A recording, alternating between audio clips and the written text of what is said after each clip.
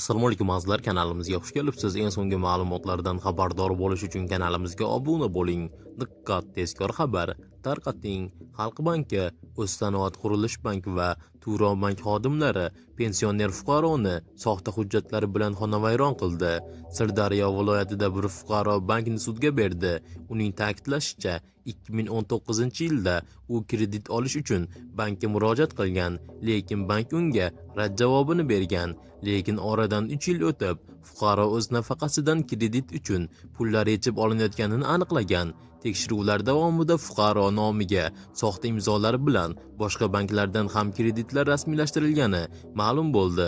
Vaholanki, u bu kredit shartnomalariga imzo qo'ymagan va bu haqda umuman xabardor bo'lmagan. Hozirda fuqaro kredit qarzlarini to'lash uchun o'z uyini sotishga majbur bo'lmoqda. Sud orqali u kredit shartnomalarini haqiqiy emas deb topishni so'rayapti. Rossiyada ayrim migrantlarga patentsiz ishlashga ruxsat berildi.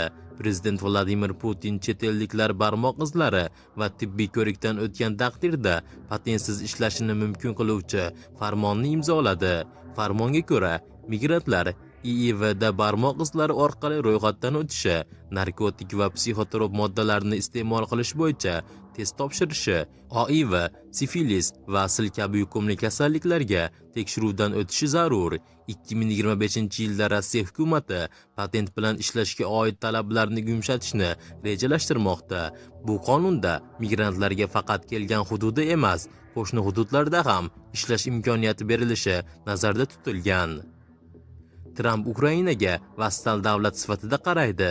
CNN tahlilchi Margaletoning so'zlariga ko'ra, AQSh prezidenti Donald Tramp Ukrainaga vassal davlat sifatida qaraydi va uning manfaatlarini Moskva bilan bitim uchun qurbon qilishi mumkin. Trampning fikricha, Ukraina sotib olingan vassal davlat bo'lib, o'z o'rnini tushunishi hamda Amerika Rossiya bilan qandaydir bitim tuzishini va so'ng uni Ukrainaga qaytarishini qabul qilish kerak, deya fikr bildirdi tahlilchi. Bu ma'lumotni barcha ulashib ogohlantirib qo'ying. Eng so'nggi xabarlar bizning kanalimizga obuna bo'ling.